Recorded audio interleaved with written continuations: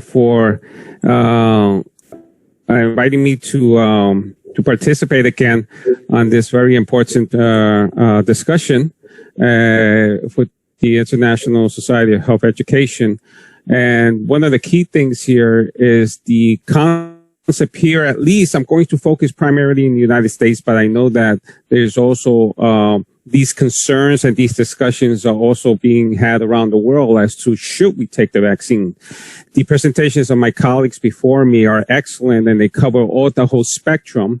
But what I would like to look at it now is from the perspective of the people who are going to receive the vaccine, the everyday people, the people who are not scientists, not healthcare people, people who are just being told you should get the vaccine, maybe you should get the vaccine, and they have their own concepts, their own understandings of vaccinations and healthcare in general.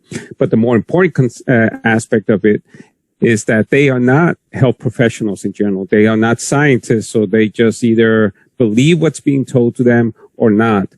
And the point that I want to show you right now, essentially, and I'm not going to take too much of your time, is here in the United States, we know that for right now, for the green line represents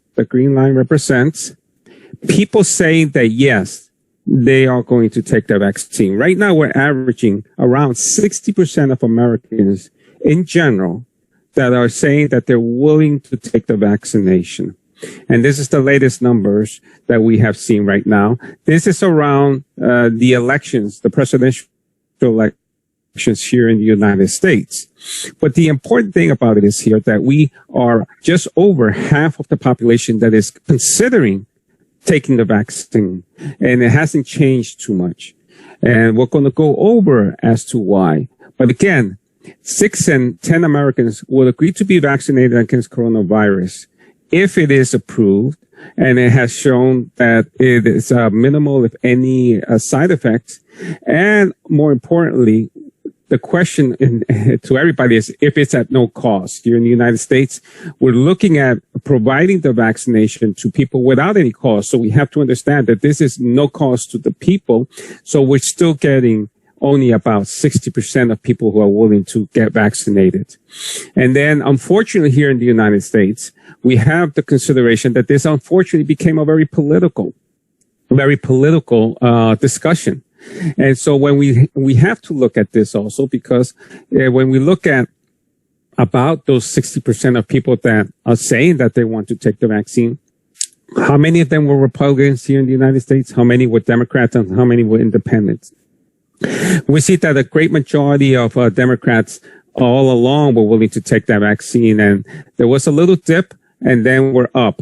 But Republicans in general are still not wanting to take the vaccine. About half, if not a little bit below half, are not willing to take the vaccination here in the United States. And then we have the independents that are around the same size. But we also have to understand that when we look at vaccinations for the coronavirus in this country, the United States of America, we also have to understand that when we look at vaccinations in general, and I use the model of influenza, and this is the influenza season of last year, we see that we barely got 45% of all Americans to get vaccinated just for regular flu. And this is pretty much where we hang out, let's say, or where we are when it comes to across influenza vaccinations.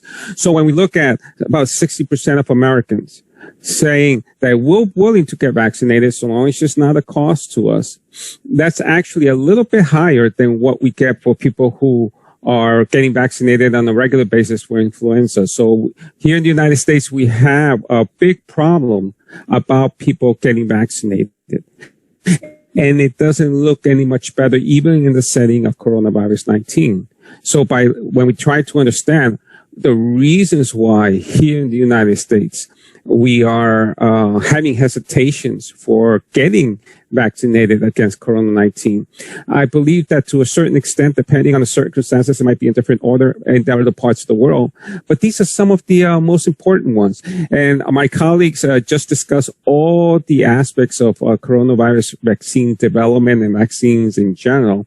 And I thought it was an excellent presentation. But when it comes to the general public here in the United States, their number one concern is always, what are the side effects of the vaccine? And this is the influenza season of last year. We see that we barely got 45% of all Americans to get vaccinated just for regular flu. And then we have the independents that are around the same size. But when it comes to Republicans in general, And because the vaccine was also created in a very efficient and very fast way, for some people, that itself has become a major reason of concern as to why they shouldn't get vaccinated. Because understand, for many years, we in the United States have touted about how much we are looking to protect the American health, how much we're looking to protect the American public. And in order to do that, we have created and put in place a lot of different organizations, starting with the FDA and ending with the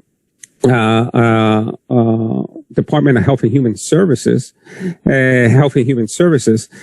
to order to make sure that anything that is done to or provided to the American public is very, very efficient and also minimal risk to the public. But as a result of the coronavirus pandemic, we have been forced to become much faster in the development of the vaccine. And let's just be honest. Even though we have processed the development and manufacturing of the vaccine, it doesn't change that we're still going to have to wait years and years and years to see, if number one, if it's efficient and effective, and number two, whether there are any significant side effects. So the public has picked up on this. And this is one of the major reasons why a lot of people do not want to get vaccinated here in the United States. But in general, this is the main number one reason as to why most Americans do not want to get vaccinated against anything.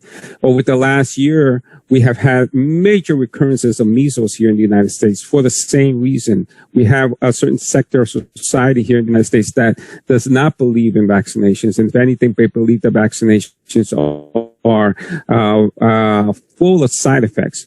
And so this is just a reflection of the general status in this country. Besides, and follow secondly, that they are concerned about the side effects. They're concerned that it's not safe. And then we see the other things,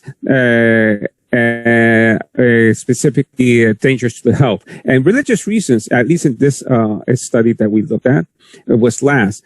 But again, the concerns that we're seeing in the United States are parallel and reflect all the concerns in the country. And this is going to be a major problem because since this is a new disease, these are new vaccines. As my colleagues, I was very impressed with the presentations of the detail that they were able to compact.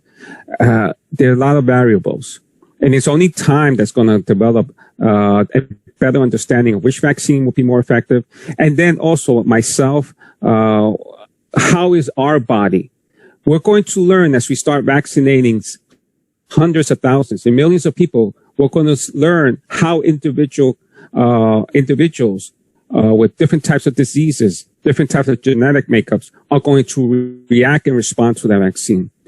So in general, the concerns that we see here in the United States in regards to why not getting vaccinated, parallel the concerns the scientists do. Is this going to be an effective vaccine? And what are the side effects? And as we all know, as scientists and as health professionals, we're always balancing the risk-benefit factor.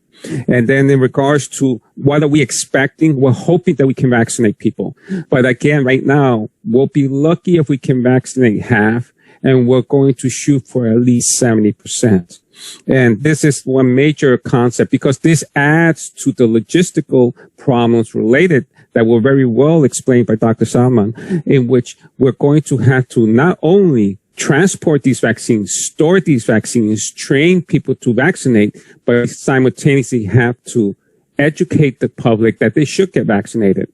Just last week, the Ad Council, which is one of the largest health promotion agencies, not governmental agencies, but private service company that promotes health education, has just been granted $35 million to try to educate the American public that they should get vaccinated with coronavirus.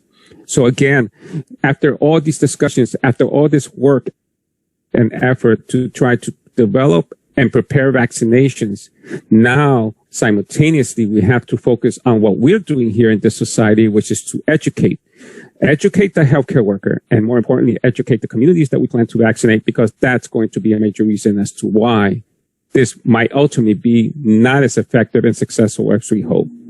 Thank you very much, and thank you for giving me the opportunity to make my presentation. Thank you so much.